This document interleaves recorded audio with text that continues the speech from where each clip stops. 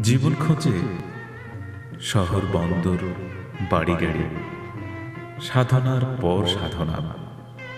অনেক বড় লোক বানিয়ে যায়।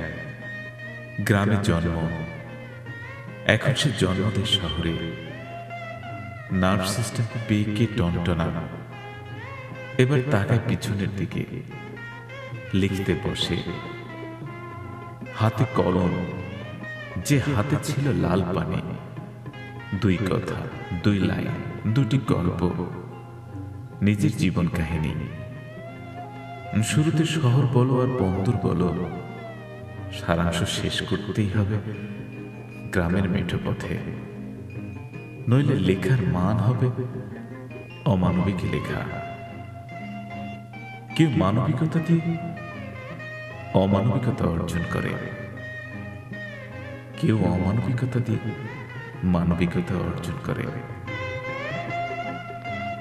ইট পাথরের খোলসে বাস করে টাকার বিছানায় যে মানুষ ঘুমায়, তার কলমের আঁচড়ে ফুটপাতের জীবনের ঘামের ধারাপথ। বন্যায় কবলিত মানুষের কষ্ট যেন এরশাদের বুটের ধোয়া ময়লা পানি। ঘাড়ে ব্যাগ, চাকরির জন্য ঘুরতে ঘুরতে জুতার তলা ক্ষয়ে যাওয়া মানুষ। লিখতে পারে অনেক কথা, লিখতে লিখতে একদিন লেখায় দিল অনেক টাকা। এবার অন্তর হলো তার ফাঁকা ফাঁকা। প্রশ্নে বলে, ভালো কি এর লাগে এসব লেখা? একটি মুখের হাসি, ভালো লাগার জন্য যত গান গাইতে চায়। গানের সুরে বুঝিবে না কেউ এটা কি আনন্দধারার ছন্দ নাকি করুণ সুর। কোন শ্রোতা থাকিবে না, কোন দর্শক আসিবে না। এটা পপুলার হবে না, ফেমাস হবে না।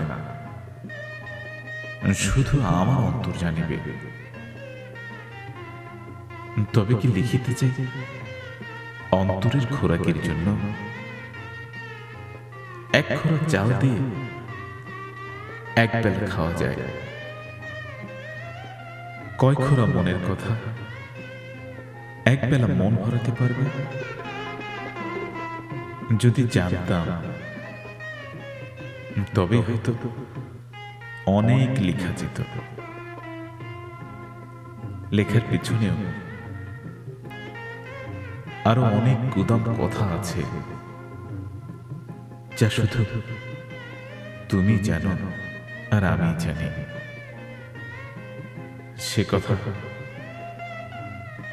অন্তরের কলমে অন্তরে লিখিব।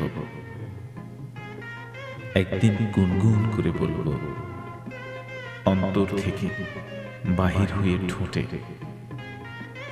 সেখান থেকে সরাসরি তোমার নিলয়ে পাঠানোর ব্যবস্থা করব। আমার লেখে তুমি বিরক্ত হচ্ছ না তো? তবে তা পড়ার দরকার নেই। এটা আমি বুঝলে চলবে। বুঝলাম এই লেখাটা শুধু আমার জন্য।